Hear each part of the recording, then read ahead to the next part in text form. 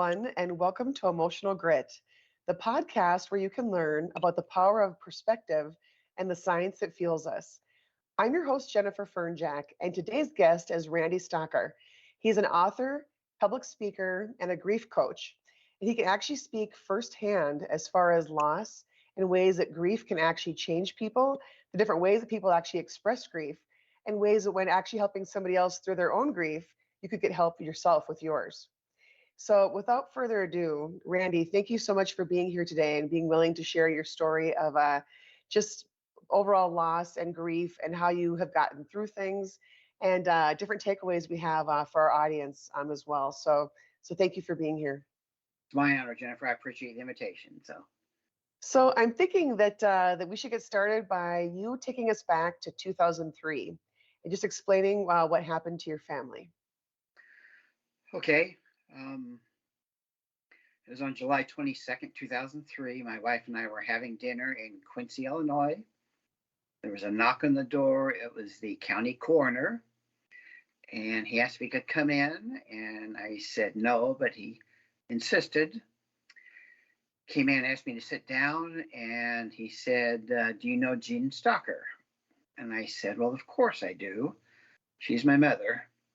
That's when he told me that Mom, our 19-year-old daughter, Janelle, and our 9-year-old daughter, Amy, were all killed by a distracted semi-truck driver who was taking a shortcut across country, speeding and reading a book. When he broadsided the car, where on the passenger side where Janelle and Amy were sitting, killing all. So he was reading his book while driving a semi. And speeding, yes, he was. Not very smart, huh? Exactly. So when you got this news, were there like initial thoughts of denial, or how did you even just get your head around this? Oh, absolutely. There's just a ton of denial. Couldn't happen.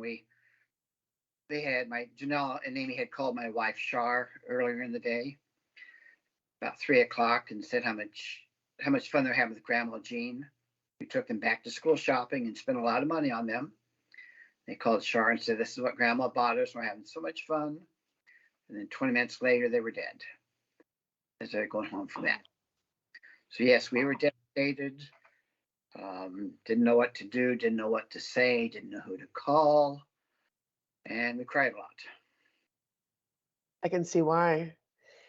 Would you say, as far as how people go through grief and experience it differently, that at that point, were you and your wife on the same page as far as how you were perceiving things and trying to get your head around it, or were the two of you initially handling it quite differently, or how did the two of you experience it? Well, that first several hours and stuff, we were just in total shock. There really wasn't anything different. But after that, we grieved just night and day different, Jennifer. I was a ball baby. I would cry every day. I'd go to the cemetery and yell and kick and scream. My wife didn't cry for about 4 months. So on Thanksgiving Day, 2003, I sat her down and I just re-explained that she would never see Janelle and Amy again until she got to heaven. And that's really the first time she broke down and let it all out. So let's see about, you've heard everybody grieves differently. That is so true in our case. Oh, I could see why. So knowing that people want to help but aren't quite sure how, what would you say things were that people did that were actually helpful? And then what kinds of things did people do that just weren't helpful, even though they were trying, but they just weren't hitting the ball out of the park?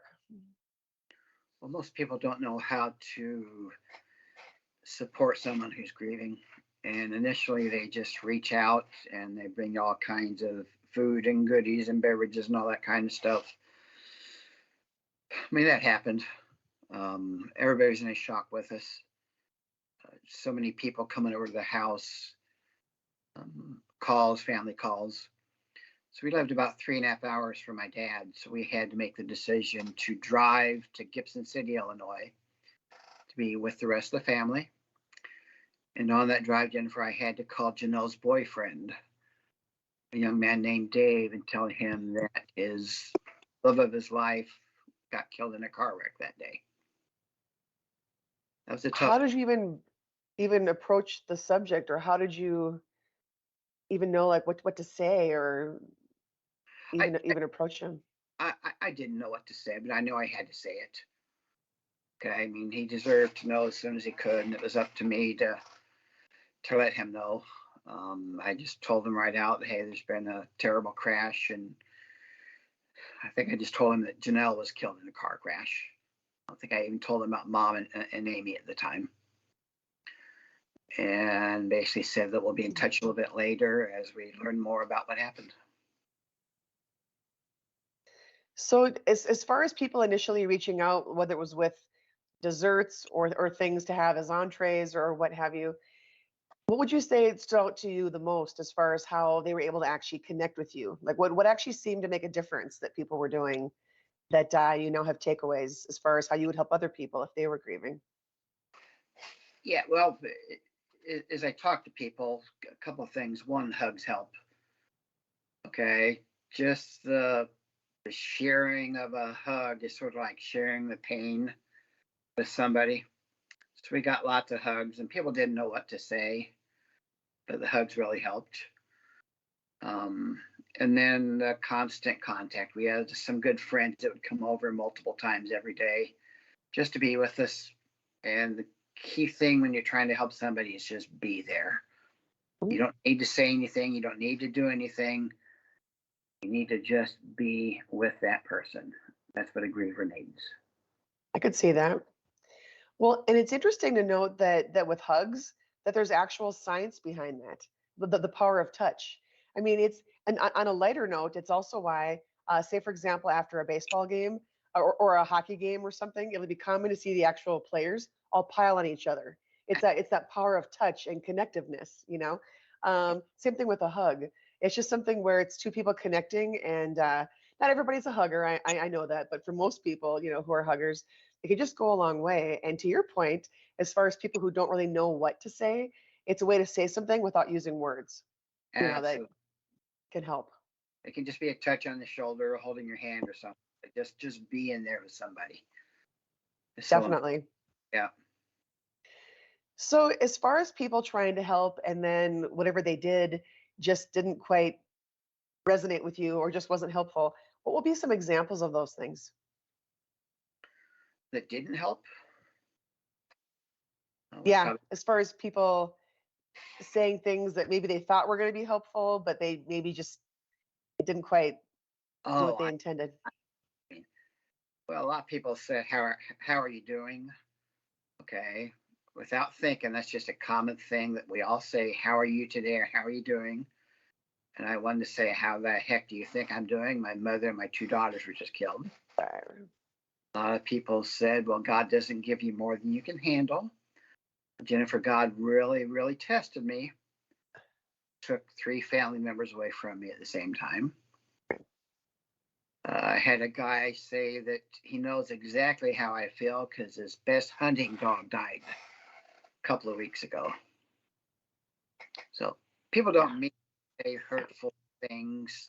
They just don't know any better. Right. Yeah. I know a few years ago, I met someone who got into a motorcycle accident. And when you see him, he definitely looks like a stereotypical biker. It's going to be the sleeves of tattoos and just this gravelly voice. And he just kind of looks like you can tell that he rides a bike. And he talked about how after his motorcycle accident, he was suffering from a traumatic brain injury. Now, the thing Yeah. about traumatic brain injuries is that you can't necessarily tell the person has one just by looking at them. So there were a lot of people who were trying to be helpful who would say things to him such as, "Oh, you're a tough guy. I can tell that you're going to be okay. You're so tough. You're going to be fine." And they were trying to actually encourage him and give him a sense of hope. But what ended up happening was the opposite, where he felt as though he couldn't be authentic. He felt like he couldn't actually express how he was feeling because people were, assuming he was this tough guy, this tough biker guy, who apparently wasn't supposed to have feelings. And he was thinking, well, no, let me grieve. And so grief takes place on the inside. Mourning is a term for how you express it on the outside. And he felt as though he could have the grief on the inside, but as far as expressing it, he had to be pretty limited as far as what he would share with people.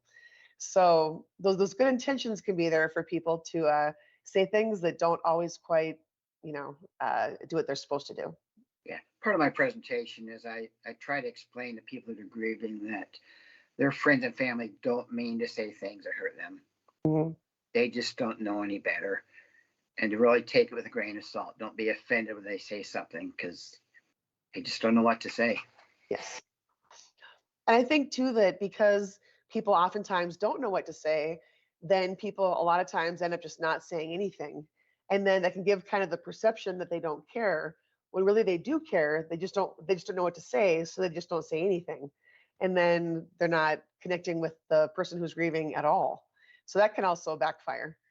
Yeah. So A lot of people don't understand that when you lose somebody, part of your whole life goes with you. So you're really a totally different person. And I wasn't the same Randy Stalker after Janelle, Mom, and Amy were killed than I was before. Okay, everything changes, and people trying to help and support grievers need to understand that you're not trying to help the same person. Totally different mindset, attitude, everything. how would you say that grief changed you? How would I say that grief changed me? Well, the loss helped me understand to not worry about the little things as much anymore. Okay, I'm quite a bit more patient. Still not there yet, but I'm more patient than I used to be. I talk to parents all the time and I share my story with them and I say, we didn't think it could happen to us, but I want you to know it does happen out there and you need to love your children like there's no tomorrow because there's not always a tomorrow for people. Right. So I didn't understand that beforehand, but I do now. I understand that you can be happy after loss. It took a long time to get to that point, but we have normal functioning lives, and people don't think they can do it, but we did it, and others can do it as well. So Absolutely. So when I was on your Hugs Help website, which if I remember correctly, it's hugshelp.org, correct? that's correct. Yes. Okay. When I was on the site, I was reading information about your presentations and your speeches and just your grief coaching and of course your book as well. And one of the stories that stood out was what happened to you when you were at the cemetery, and how a stranger came up to you and just kind of how what the conversation that took place, how that helped you. So would you mind sharing that with the audience today? You bet I will. Cheryl and I, we grieve so differently, and we're Catholics. We went to church every Sunday. Sure, I felt the need to always be there. I would go, and about halfway through Mass, I would get angry. I would start crying. I couldn't figure out why I was there worshiping this God that didn't protect my family. So I would always go out to the cemetery where I would yell and kick and scream and just be angry. I was there one day and a guy came up to me and put his hands on my shoulders and he said, "Son, what's wrong?" So I explained to him about the crash, about the death of Mom and Janelle and Amy, and how I was disappointed in God for not protecting them. Every night we pray to protect our children, take care of them. This guy explained to me free will. And what he said really changed my life. But he said that God gives us all the free will to make our own decisions, good decisions, bad decisions, right decisions, wrong decisions. God didn't let my daughters die. God gave the free will to this truck driver, made some terrible, terrible decisions that cost the lives of three amazing people. So instead of blaming God for taking Mom, Janelle, and Amy at such an early age, I started thanking God for the 19 years I had with Janelle, for the 9 years I had with Amy. It really changed my life. And I found out that guy was a minister from Boise, Idaho, just walking through the cemetery when he came upon me. This sort Whose of timing was perfect. timing is perfect, and Mm. I just saved my life. I don't know, made a big difference. Wow. Yeah, Wow. It is interesting how the power of perspective can make a huge difference in how we get through life and experience things like these. And also, on top of that, how having a heart full of gratitude or a mindset of gratitude, like to your point, as far as being grateful for the number of years that you had with them, rather than concentrating on the years that were taken, but trying to just be grateful for the years that you had with them can make a big difference in just how you not only experience the grief and get through it, but just kind of just how you get through the rest of life as well. Otherwise, that dark cloud is hanging, ahead of you as you're trying to get through life in general. So yeah, perspective is key for absolutely. sure. Yeah. Circling back to the truck driver who was obviously reading and speeding when the crash happened, whatever became of this person? The state of Illinois charged him with involuntary manslaughter. They took him to court January, about 8 months after the crash. I was there. He was there with about 200 of his friends because he lived right in that area. Judge asked him a few questions, and the judge asked me to stand up.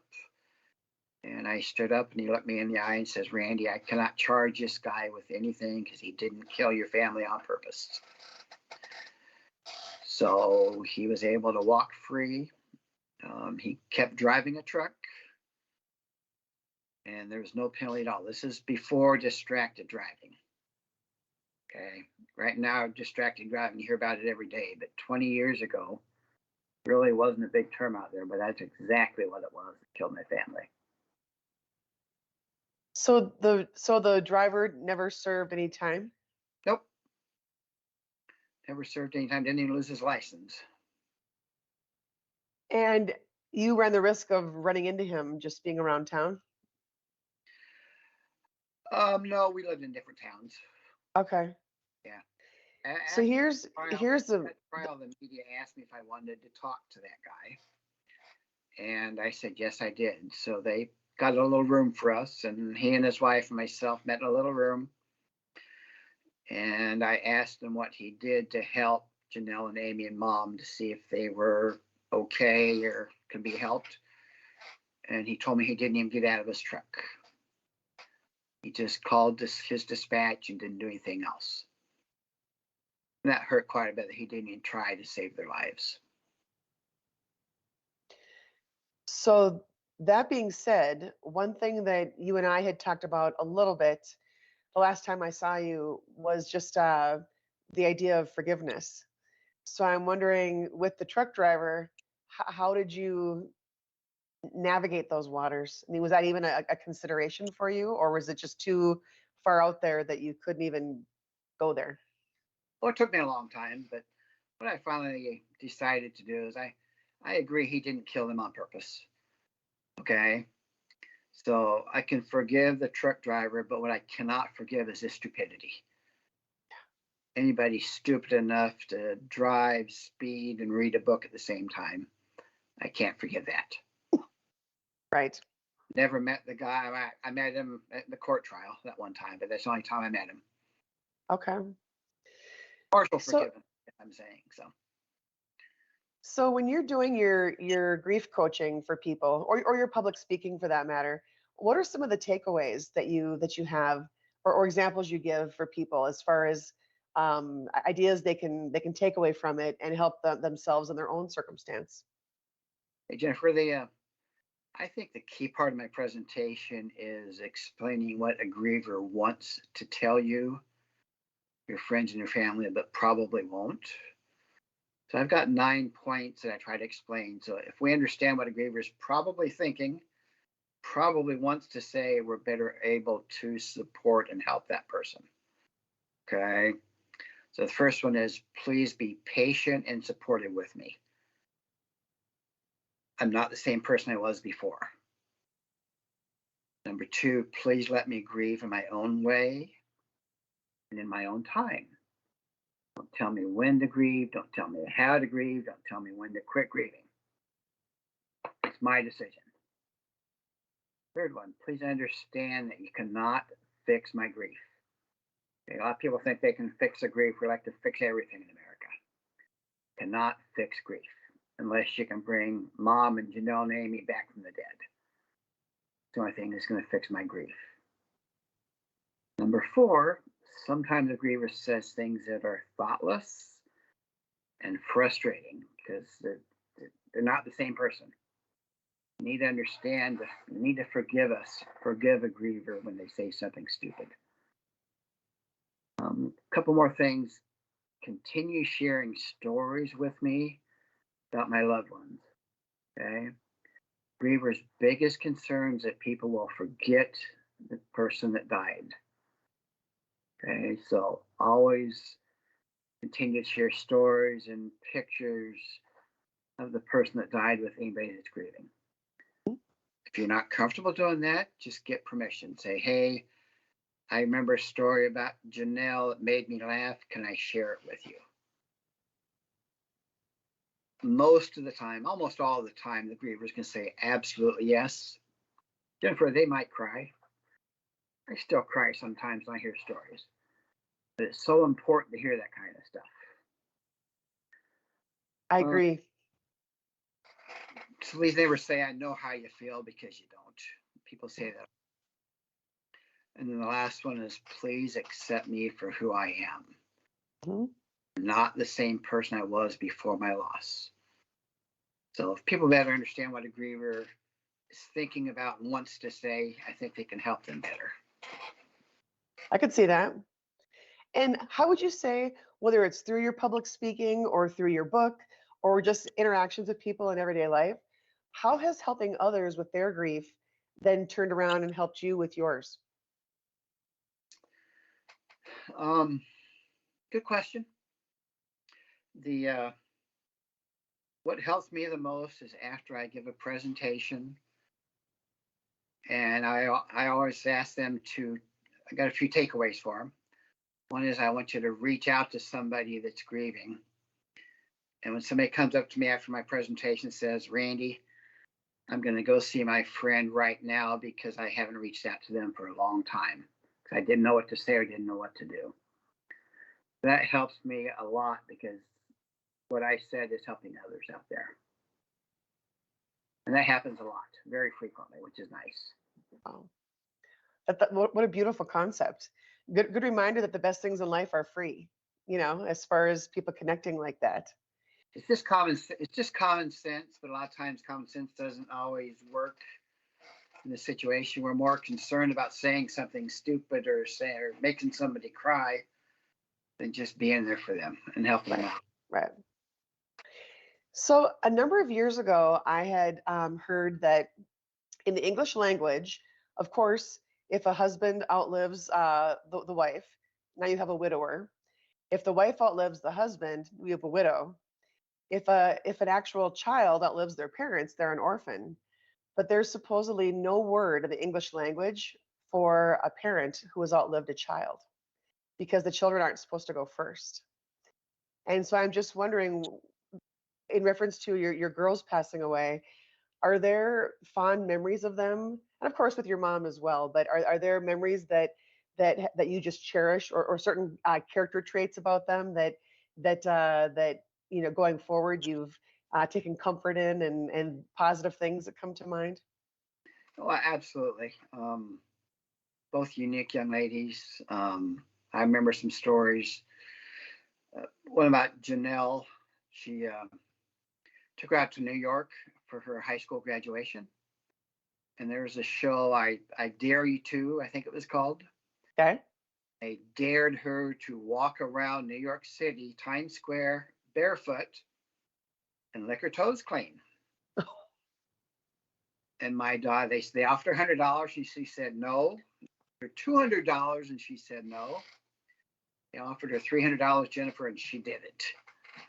Wow, that's pretty daring. Pretty daring. It was amazing. We still love to talk about it. Right. Something we did that we recommend people do is, we had a memory book put together. So we had 100 people write stories about Janelle, their mom, or Amy, and send them to us. We keep a memory book. It's about 3 inches thick. So nice. 2 times a year we go through it. just refreshes our mind on the stories. We see new pictures. It's just very helpful. So it's just called a memory book. Well, and things that are funny, I mean, just it's interesting how, going back to what I mentioned earlier, whether it's touch or a mindset of gratitude, or in this case, laughter, they can all affect people physically. They can literally lower stress hormones and influence the feel good chemicals of the brain. So it's not going to change the circumstance per se, but at least in that moment can take the edge off how you're experiencing it. Yeah. So kudos to you for having those memory books put together. You can be happy after you lose a child. Okay. It's Mhm. not easy, but you can be happy after a child or anybody that you love. A lot of people don't Mhm. understand that they can still have a good life. Right. One quick story about my dad. His mom would have been married 50 years that year.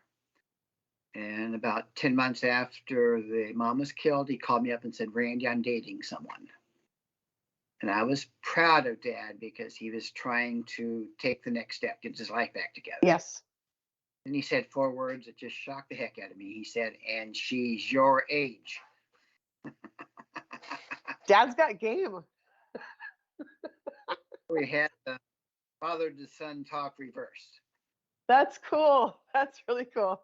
But a couple months later, mom's best friend introduced Dad to another widow lady.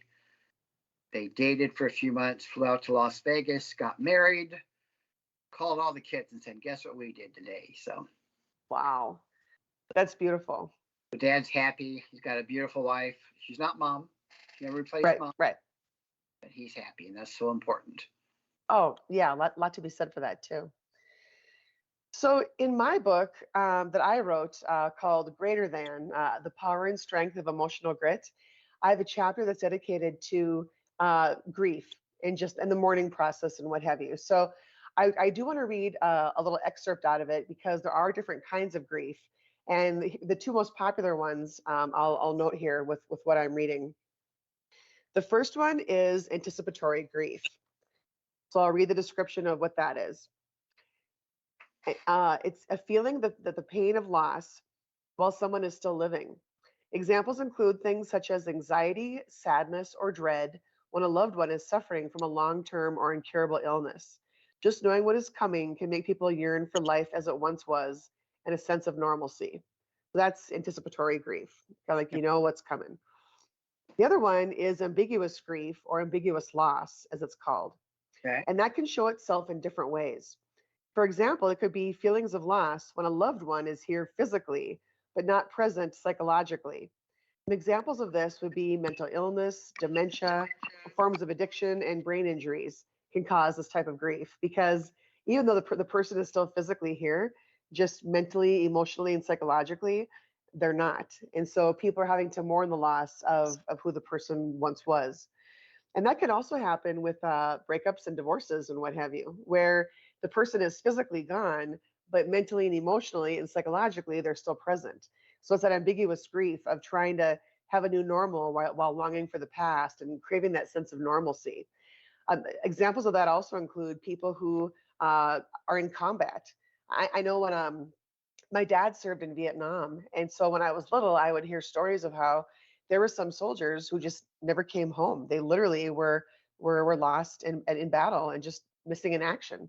So it's that ambiguous grief too, where people don't always get the kind of closure that they want.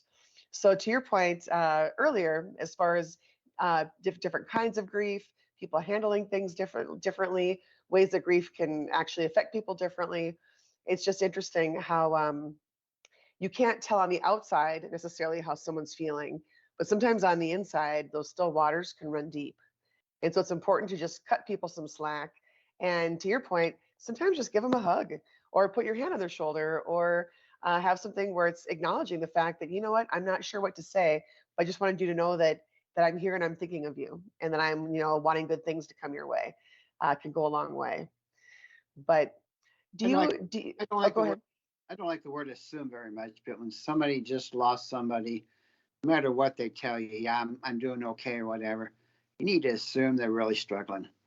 Mm, Okay. I mean, we were mm. home, our heads off, and so angry and frustrated for so long.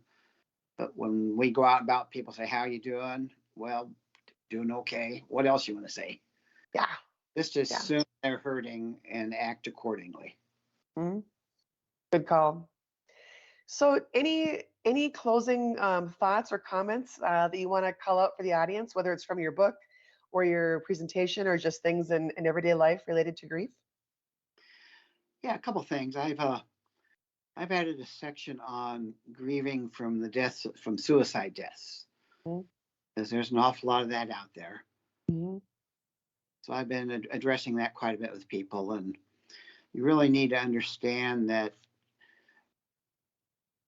the suicide, you shouldn't blame yourself for it. We all ask ourselves, why wasn't I there? What could I have done better? You need to tell yourself that you may not ever get the answers to the whys and the whats. Mhm. Okay. And then the other part is that you need to ask yourself, what would your friend want you to do? Would they want you to be angry and frustrated and grieving all the time? Or they want you to remember the good times? Because they're a friend because you had some good times together. You had a lot of laughs. Mhm. And that's what people really need to do. Think about the good times versus the bad times. Good points. Very good points.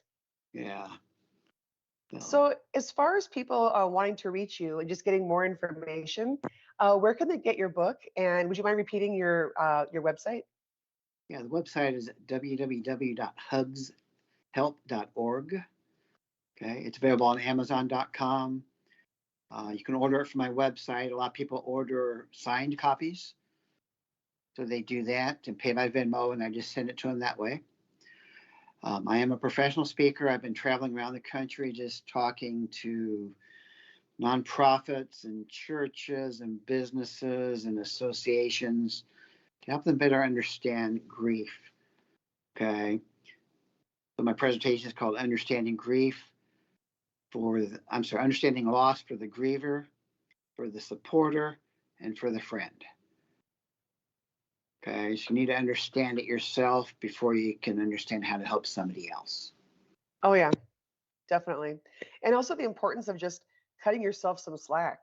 I mean, people might think to themselves, why am I not through this yet? Why am I not as tough as I thought I would be? Well, you can't always predict how you're going to react to something. And just when the emotion comes in and the psychology of things, plus as far as like to your point earlier about you and your wife handling things a little bit differently, when you're under the same roof as somebody, it's easy too to maybe question why the one person isn't grieving the same way as the other, and it could just make a difference in relationships as well. So it's good to cut some slack. Yeah, sure is. But all right, well, thank you so much for sharing your story with everybody today, and with the your website as well, along with your book, and the fact that you do your public speaking. Great opportunities for people to get ideas, not just for their own potential situations where they're experiencing grief, but also ways to help others, and just giving them ideas as far as how to react to those people as well. Yeah. And to those of you who are listening, thank you for joining the podcast today. Please feel free to go out to YouTube, to my YouTube channel called Emotional Grit, to like and subscribe to the podcast. Thanks, everyone.